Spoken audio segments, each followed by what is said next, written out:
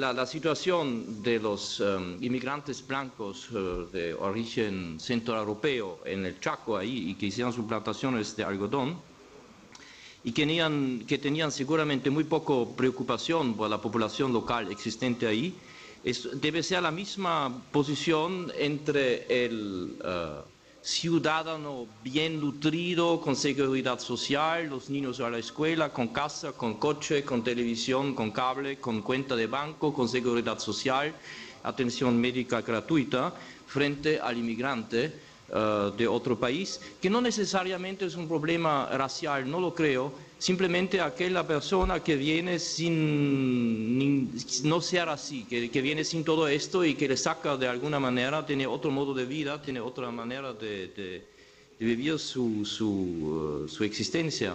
Y a mí me parece, ante todos los problemas, uno de los principales problemas será el problema de la economía, que tal como se ha constituido ya no funciona más.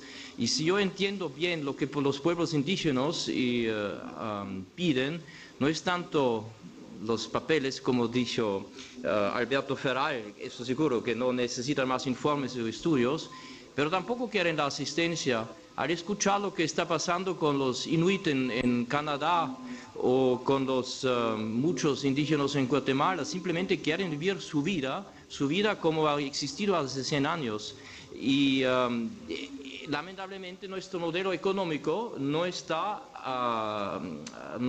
suficientemente adaptado a esta realidad, de que aquellos que han constituido en los últimos 100 años todo este sistema social para alimentarse adentro de sus fronteras nacionales y que para esto tienen su sistema social adentro de las fronteras del país, puedan extender todo este sistema de protección y este sistema económico a las otras poblaciones. Eso es un tema gordísimo que no está resuelto. Si yo escucho a los indígenas en las distintas reuniones que hay acá en la UNESCO, no quieren asistencia, esto es seguro. Claro, nadie dice no a la asistencia que puede venir, pero quieren que se les deje vivir tal como viven y tienen muchísimos recursos propios para poder vivir su vida. Y es esto que todavía aparentemente no ha podido realizarse. Y cuando Alejandro Canals nos dice del derecho a la identidad, como dice, la integración y no la asimilación, es probablemente esto, el derecho a la identidad, ser como uno es. Y esto es tanto el problema del inmigrante como del indígena. No lo digo en palabras muy científicas, pero lo digo como el enorme terreno que tenemos que ahora cumplir. Y por eso hablé antes que lamentablemente esto no se va a resolver probablemente por muchas leyes nacionales y de muy buena intención que sean, por la complejidad. Yo creo que habrá que empezar del otro fin de la cadena adentro de las pequeñas estructuras que existen en los municipios, para poder tal vez encontrar soluciones. Y estoy seguro que en muchos de municipios en el mundo ya existen soluciones.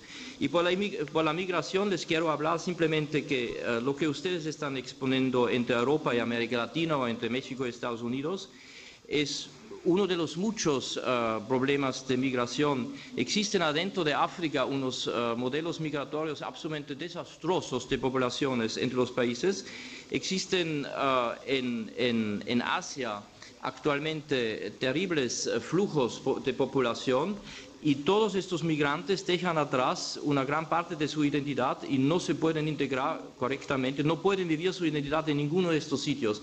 Así que esto no está solamente sucediendo en América Latina y en Europa, está sucediendo alrededor del planeta. Y como el profesor Canales lo dijo muy bien, este mundo de hoy es un mundo en total revolución, donde nada ya es como lo hemos heredado de nuestros padres. Y con todo esto me paro. Gracias. Muchísimas gracias, Alexander. Yo creo que es interesante comparar las dos propuestas, tanto la que nos dio el profesor Canale acerca del tema migratorio de México, básicamente en Estados Unidos, como el problema interno de Argentina con los derechos de los pueblos indígenas, porque en realidad lo que se está condenando en ambas propuestas es justamente la exclusión. Lo que se está pidiendo es una política inclusiva que dé una dimensión de cosmopolitismo en respecto a América del Norte e inclusiva puertas para adentro en el marco de una Argentina que tiene que reconocer los pueblos indígenas como tales, es decir, como Alexander está diciendo, es decir, el reconocimiento y el respeto por vivir en su identidad, en tanto como también lo decía Constantinos, en cuanto se respeten a su vez los derechos humanos reconocidos universalmente. Entonces, yo creo que es interesante ver el contrapunto entre políticas interestatales, Estados Unidos, México, como puertas para adentro, es decir, a nivel intranacional. Por eso yo diría a Alejandro Canales, si nos pudiera dar una reflexión acerca de cómo se puede ver no solamente el tema migratorio a nivel nacional, es decir, nacional versus global, sino también puertas para adentro, es decir, cómo México vive las migraciones internas o incluso cómo México recibe los migrantes de América Central.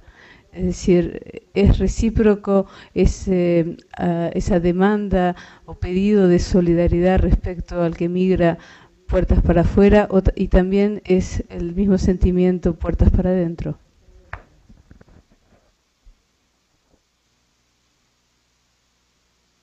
¿Se escucha? Sí. Precisamente ese es un punto muy relevante y que es de los olvidados en México. El tema, los dos temas, por un lado, la inmigración centroamericana a México, guatemalteca básicamente, hacia el sureste mexicano, pero también el que México es un país de tránsito de migración centroamericana y sudamericana hacia Estados Unidos. Y hay que reconocerlo, en este plano, en los dos planos, de la inmigración y de tránsito, México actúa como cualquier país receptor hoy día del primer mundo, con políticas muy regresivas, muy anti-inmigrantes, muy discriminatorias, etc. Constantemente estamos viendo en la prensa, aparecen hoy cada vez más casos de violación de derechos humanos, de detenciones arbitrarias, etcétera, que van contra los inmigrantes centroamericanos.